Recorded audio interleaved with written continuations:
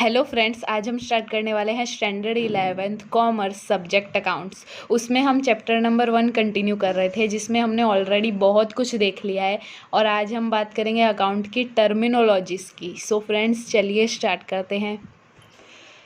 चलिए फ्रेंड्स, बात करते हैं अकाउंटिंग की टर्मिनोलॉजीज़ की। तो फर्स्ट है बिजनेस ट्रांजैक्शन। बिजनेस ट्रांजैक्शन दो फॉर्म में होते हैं, मतलब बिजनेस में कोई भी ट्रांजैक्शन हो, कुछ खरीदा हो या कुछ बेचा हो, जो भी बिजनेस में ट्रांजैक्शन होते हैं वो, और वहाँ वो इकोनॉमिक होनी चाहिए, नॉन इकोनॉमिक नहीं, क्योंकि नॉन इकोनॉमिक एक्टिविटी को बिजनेस में काउंट नहीं किया जाता है। और वो दो फॉर्म में होते हैं, कैश फॉर्म में या क्रेडिट फॉर्म में, कैश ट्रांजैक्शन या क्रेडिट ट्रांजैक्शन। कैश ट्रांजैक्शन मतलब कैश पे कुछ परचेज किया हो या सेल किया हो, और क्रेडिट ट्रांजैक्शन का मतलब क्रेडिट पे कुछ परचेज या सेल किया हो। फिर सेकंड है इवेंट, मतलब कोई भी ट्रांजैक्शन या इवेंट होता है बिजनेस में, उसे हम इवेंट कहते हैं। कोई भी, जैसे कुछ खरीदा हो, कुछ बेचा हो, कुछ बिजनेस में लेकर आए हो या बिजनेस से कुछ गया हो, तो वो इवेंट है, ट्रांजैक्शन है हमारे लिए। फिर थर्ड है कैपिटल।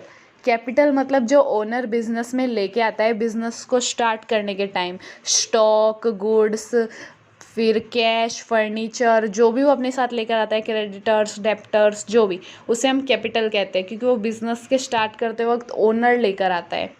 फिर फोर्थ नंबर है ड्राइंग्स। अब ड्राइंग्स इसका उल्टा है, बिजनेस से जो ओनर लेता है अपने पर्सनल यूज़ के लिए, बिजनेस से अगर ओनर कैश लेता है या गुड्स लेता है या फर्नीचर लेता है तो वो ड्राइंग्स कहलाता है। ड्राइंग्स का मतलब बुक्स में जो ड्राइंग्स करते हैं वो नहीं, मतलब ओनर जो बिजनेस से लेता है उसे ड्राइंग्स कहते हैं। फिर फिफ्थ नंबर है लायबिलिटी।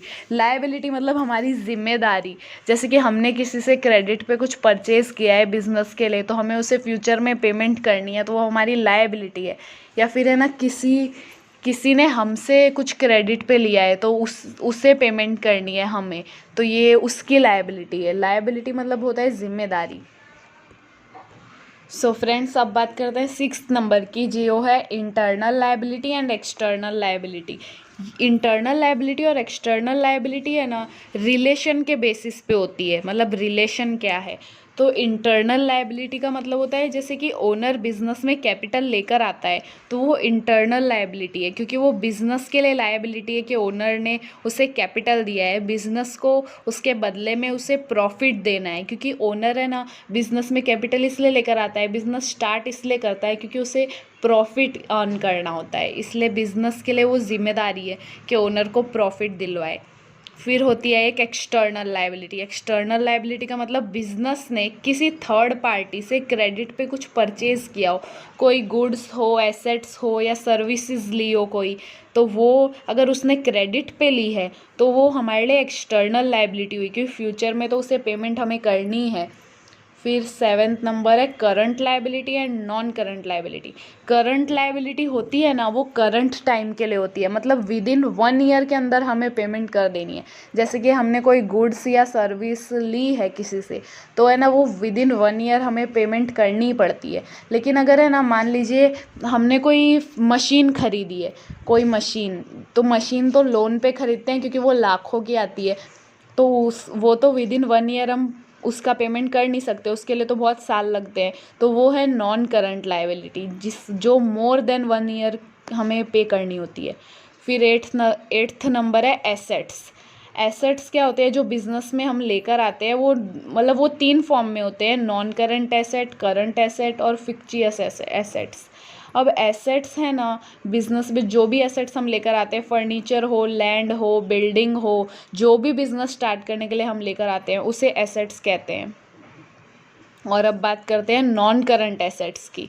नॉन करंट एसेट्स कौन से होते हैं, मतलब है ना, नॉन करंट एसेट्स वो होते हैं जो मोर देन 1 ईयर के लिए हो, मतलब जो जिनका कोई, मतलब जैसे कि लैंड है, बिल्डिंग है, मशीनरीज है, ये मोर देन 1 ईयर के लिए है, इनकी कोई लिमिटेड टाइम नहीं है, इनका कोई एक टाइम नहीं है फिक्स। फिर 10 नंबर है टेंजिबल एसेट्स। अब टेंजिबल एसेट्स वो होते हैं जिन्हें हम टच कर सकते हैं, जैसे land, building, plant, machinery, furniture, इन सभी को हम टच कर सकते हैं, तो ये टेंजिबल एसेट्स है। फिर आता है इंटेंजिबल एसेट्स। अब इंटेंजिबल एसेट्स वो होते हैं जिन्हें हम टच नहीं कर सकते लेकिन वो हमारे बिजनेस के अंदर होते हैं, जैसे कि ट्रेडमार्क, कॉपीराइट्स, पेटेंट या गुडविल। ये सब जो होते हैं ये है तो हमारे बिजनेस के एसेट्स पर, इन्हें हम कभी टच नहीं कर सकते। तो फ्रेंड्स अब बात करते हैं करंट एसेट्स की। करंट एसेट्स कौन से होते हैं? जो है ना लेस देन 1 ईयर के लिए होते हैं और उन्हें हम इजीली कन्वर्ट कर सकते हैं कैश में, वो होते हैं करंट एसेट्स। और अब बात करते हैं लिक्विड एसेट्स की। लिक्विड एसेट्स भी करंट एसेट्स की तरह ही होते हैं, वो एक लिक्विड के फॉर्म में होते हैं और वो इजीली और बहुत मतलब स्पीडीली कन्वर्ट हो सकते हैं कैश के फॉर्म में, करंट एसेट से भी जल्दी। क्योंकि और करंट एसेट पे cash balance, bank balance, debtors, bills receivables या रॉ मटेरियल या स्टॉक, ये सब आता है। और लिक्विड एसेट्स में है ना डेप्टर्स, बिल रिसीवेबल्स, क्योंकि ये क्विकली कन्वर्टेड होते हैं, कैश में क्विकली कन्वर्ट हो जाते हैं, इसलिए इन्हें लिक्विड एसेट्स कहा जाता है और इन्हें क्विकली एसेट्स भी कहा जाता है। और करंट एसेट्स को थोड़ा तो टाइम लगता है। और अब बात करते हैं रियल एसेट्स की। रियल एसेट्स कौन से होते हैं? जिनकी वैल्यू रियलिटी में कुछ होती है और उनकी है ना प्राइस रियली में होती है बहुत ज़्यादा, उन्हें कहते हैं रियल एसेट्स। और वो भी कन्वर्ट हो सकते हैं कैश में इजीली, और वो भी है ना बहुत मतलब 3 टाइप के होते हैं, टेंजिबल, इंटेंजिबल और करंट। इसलिए ना उनको भी कैश में कन्वर्ट करना बहुत ईजी होता है फ्रेंड्स। फिर बात करते हैं फिक्टियस एसेट्स की। फिक्टियस एसेट्स कौन से होते हैं? जिनका कोई फिज़िकल फॉर्म नहीं होता है, मतलब और उनकी वैल्यू भी ज़ीरो के बराबर ही समझ लीजिए, लेकिन और वो भी कैश में कन्वर्ट नहीं हो सकते क्योंकि वो नॉन रिकरिंग है, इसलिए वो कैश में कन्वर्ट नहीं हो सकते। और उसमें आते हैं share and debenture, प्रीमिलरी expenses. प्रीमिलरी expenses आते हैं उसमें। प्रीमिलरी एक्सपेंसेस मतलब जो बिज़नेस को स्टार्ट करने के टाइम आप जो खर्चे करते हैं ना वो, अब वो उसका तो उसको आप कैश में कन्वर्ट कैसे करेंगे? वो आपको वापस तो मिलने नहीं वाला। वो तो शुरू में हम एक बार करते हैं जब बिज़नेस शुरू करते हैं, फिर उसकी बात वहीं ख़त्म हो जाती है, इसलिए उन्हें हम फिक्टियस एसेट्स में काउंट कर सकते हैं। और फ्रेंड्स अब बात करते हैं रिसिप्ट्स की। रिसिप्ट्स क्या होती है? रिसिप्ट्स मतलब कोई भी बिजनेस ट्रांजैक्शन करते हैं उससे हमें जो मनी अर्न होता है, जो पैसे अर्न होते हैं, वो एक रिसिप्ट के फॉर्म में ही होते हैं, तो उसे हम रिसिप्ट कहते हैं। और है ना ये रेगुलरली होता है, मतलब रेगुलरली, क्योंकि बिज़नेस में ट्रांजैक्शन तो रेगुलरली चलते ही रहते हैं, इनका कोई मतलब ड्यूरेशन नहीं है कि 1 ईयर 2 ईयर, ये तो डे टू डे एक्टिविटीज़ होती है। और है ना ये तो रेगुलर फॉर्म है। और इनके भी 2 फॉर्म होते हैं, कैपिटल रिसिप्ट्स और रेवेन्यू रिसिप्ट्स। हम बात करते हैं कैपिटल रिसिप्ट्स की। तो कैपिटल रिसिप्ट्स कौन सी होती है? जो है ना रेगुलर रिसीव नहीं होती है, वो मतलब समझ लीजिए कि स्टार्टिंग के टाइम पे ही होती है। जैसे कि कैपिटल तो स्टार्टिंग के टाइम पे ही हम लाते हैं ना, जैसे कि इशू डिबेंचर इशू करते हैं या कोई एसेट्स सोल्ड करते हैं या और कोई चीज़ करते हैं, जैसे कोई एसेट्स लाए हम अपने साथ या और कुछ लाए, तो वो तो कैपिटल हुआ ना एक तरह का, तो वो तो बार बार तो आता नहीं है, वो रेगुलरली नहीं होता है। सो फ्रेंड्स अब बात करते हैं रिवेन्यू रिसिप्ट्स की। रिवेन्यू रिसिप्ट्स कौन सी होती है? ये तो रेगुलर है क्योंकि हमें रेगुलरली अर्न होते हैं, इसका कोई टाइम पीरियड नहीं होता है। और इसके एग्जांपल है जैसे कि कोई हम सेल कर रहे हैं, उससे हमारी इनकम हो रही है, या कोई कमीशन के तौर पे हमारी इनकम हो रही है, या डिस्काउंट मिल रहा है, या हमें रेंट मिल रहा है, तो ये तो रेगुलर एक्टिविटी है। रेंट तो आपको मिलेगा ही, और कमीशन भी, आप कमीशन का कोई काम करते होंगे तो मिलेगा ही, और बिज़नेस में सेल परचेस तो होता ही रहता है, तो उसकी इनकम भी आपकी होगी। तो रिवेन्यू रिसिप्ट जो होती है ना वो रेगुलरली होती है और इसे रिवेन्यू इनकम भी कहा जाता है, और कैपिटल रिसिप्ट्स को कैपिटल इनकम भी कहा जाता है। और अब बात करते हैं पेमेंट्स की।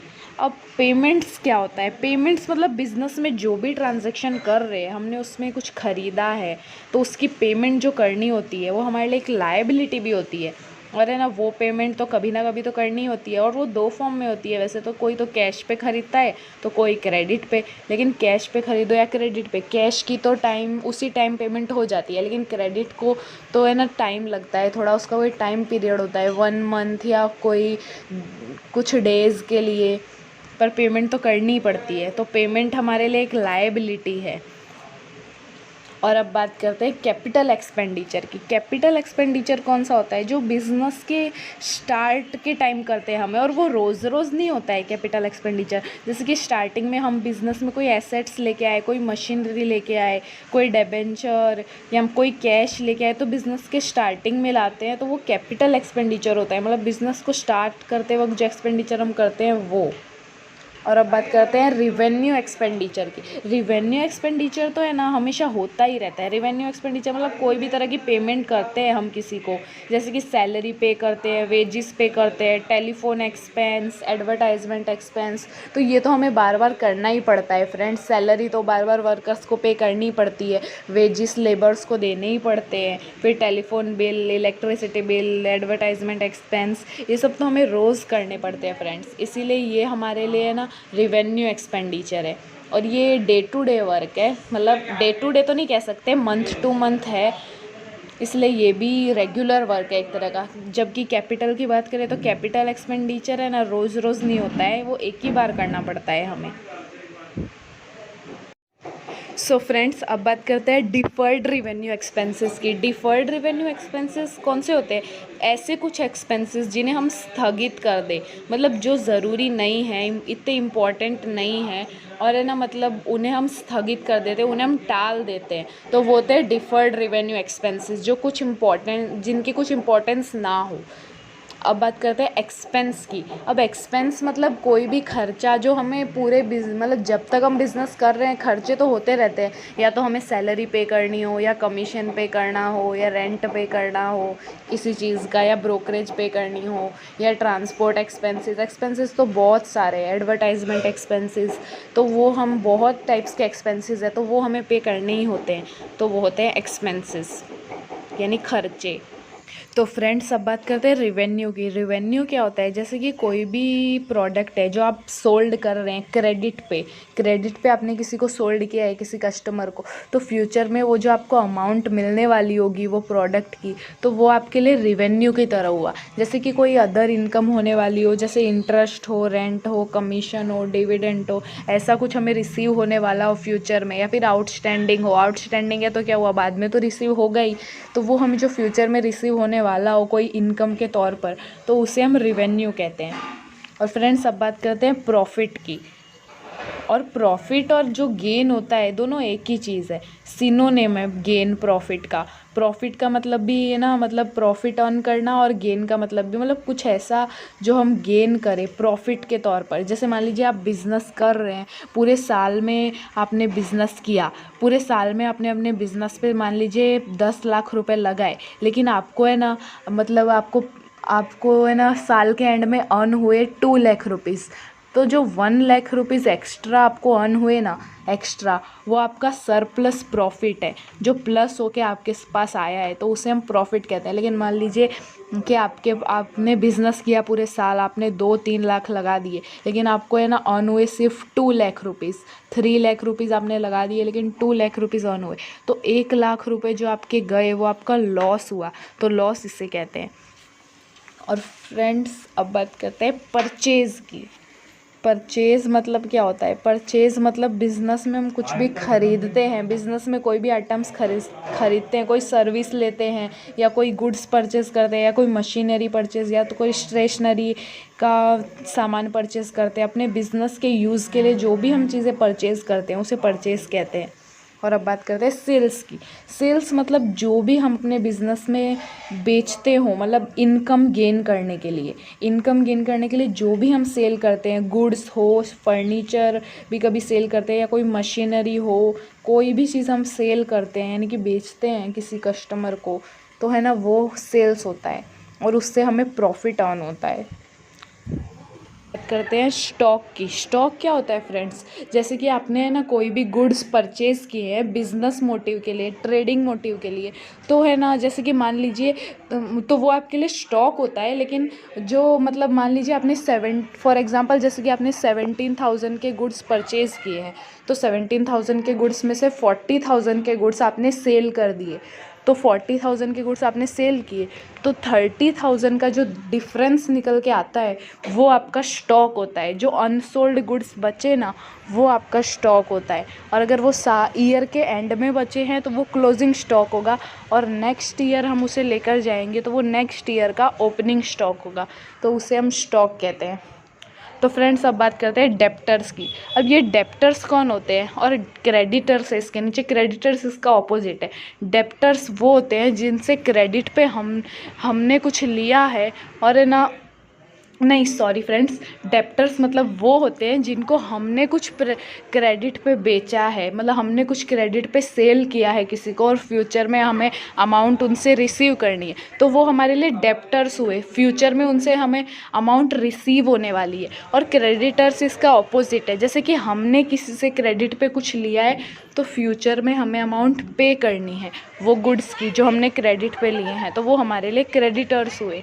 और फ्रेंड्स अब बात करते हैं कॉस्ट की। कॉस्ट क्या होता है। मान लीजिए आप कोई बिज़नेस कर रहे हैं, तो बिज़नेस में आप जो भी प्रोडक्ट प्रोड्यूस कर रहे हैं तो उस पर जो भी एक्सपेंसेस होते हैं, जो भी एक्सपेंसेस, हर टाइप के एक्सपेंसेस, मैन्युफैक्चरिंग के, रॉ मटेरियल के, लेबर के, जो भी एक्सपेंसेस होते हैं तो वो सारे एक्सपेंसेस को हम कॉस्ट कहते हैं, और वो हमारे लिए कॉस्ट है। फिर फ्रेंड्स अब बात करते हैं रिसीवेबल की। रिसीवेबल क्या। रिसीवेबल मतलब कोई भी अमाउंट जो आपको रिसीव होने वाली हो, कमीशन हो, ब्रोकरेज हो, रेंट हो, कोई भी तरह से आपको अमाउंट रिसीव होने वाली हो तो वो आपके लिए एक रिसीवेबल है। सो ओके फ्रेंड्स, तो अब बात करते हैं बिल रिसीवेबल्स की। बिल रिसीवेबल्स एक रिटर्न डॉक्यूमेंट होता है फ्रेंड्स, जो है ना दो पार्टीज़ के बीच में डिसाइड होता है।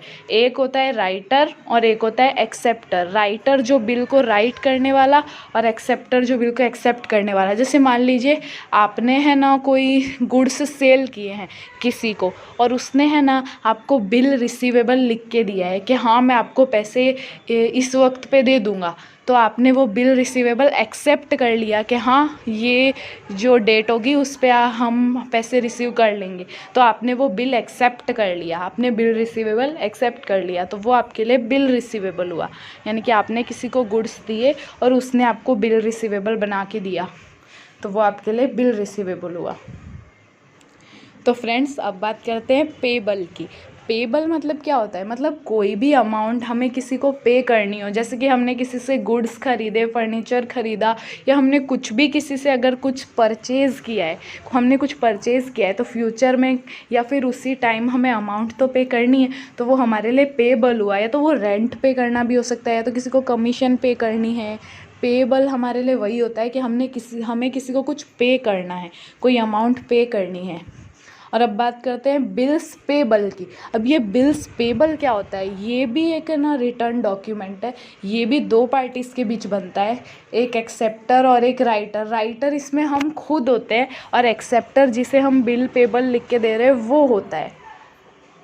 ओके फ्रेंड्स, तो है ना जिसे हमें बिल पे करना है हम उसे बिल पेबल लिख के देते हैं, तो फिर वो उसे एक्सेप्ट करता है, तो वो उसका एक्सेप्टर होता है, तो हमारे लिए वो बिल पेबल है। ओके फ्रेंड्स, अब बात करते हैं वाउचर की। वाउचर क्या होता है।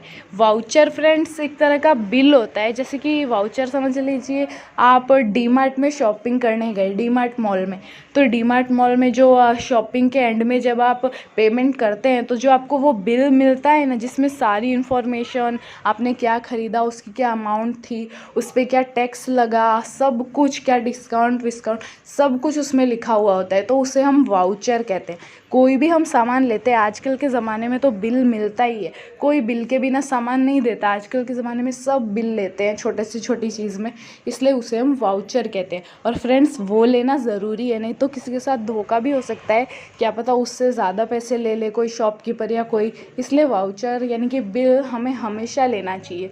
हम कोई भी प्रोडक्ट या कोई भी सर्विस ले तो हमें उसका बिल ज़रूर लेना चाहिए फ्रेंड्स। ओके फ्रेंड्स, तो फ्रेंड्स अब बात करते हैं डिस्काउंट की। अब फ्रेंड्स ये तो नॉर्मल वर्ड है डिस्काउंट, इसका मीनिंग तो हर किसी को पता है, क्योंकि डिस्काउंट हर किसी को पसंद है।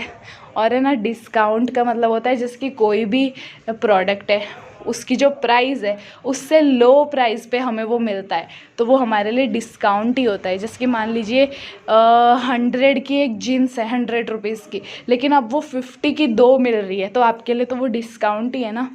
ओके फ्रेंड्स, और अब बात करते हैं ट्रेड डिस्काउंट और कैश डिस्काउंट की। इसमें दो टाइप्स के डिस्काउंट होते हैं बिजनेस में, हमारे बिजनेस में दो टाइप के डिस्काउंट होते हैं, एक ट्रेड डिस्काउंट होता है और एक कैश डिस्काउंट होता है। ट्रेड डिस्काउंट तो हर ट्रेड पे हमें ट्रेड डिस्काउंट लगाना ही होता है।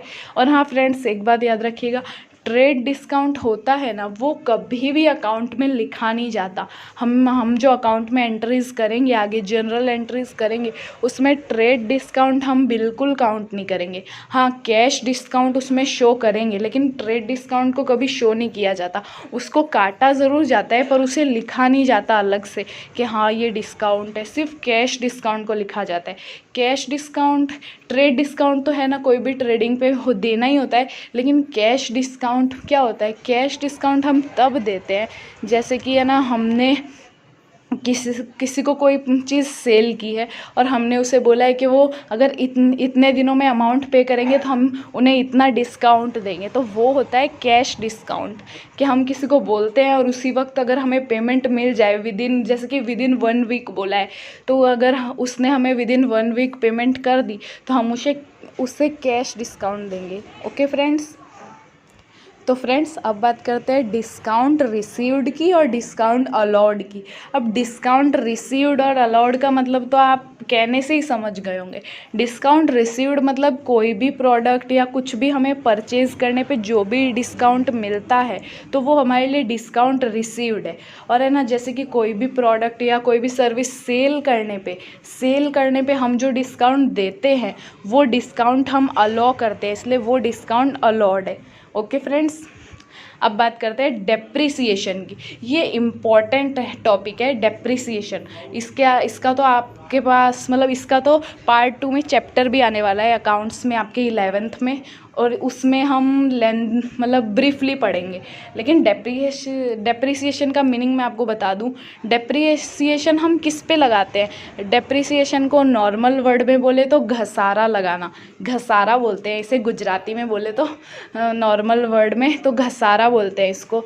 और मतलब जैसे कि मान लीजिए आपने कोई मशीनरी खरीदी है, जैसे कि आपने 50 लाख की मशीनरी खरीदी है, तो है ना, आप हर साल उसकी डेप्रिसिएशन काउंट करेंगे, क्योंकि मशीनरी की प्राइस हर साल घटती जाएगी ना। आप उसे यूज़ करेंगे या फिर आप उसे यूज़ नहीं भी करेंगे ना तो भी उसकी प्राइस कम होगी फ्रेंड्स, क्योंकि आपने मशीनरी जितने की खरीदी है, फ्यूचर में 10 साल बाद 5 साल बाद आप जब उसे सेल करेंगे तो उतनी प्राइस आपको नहीं मिलेगी। तो हर साल आप उसका डेप्रिसिएशन काउंट करते हैं, मतलब उसकी वैल्यू कम होती जाती है, तो उसे हम डेप्रिसिएशन कहते हैं।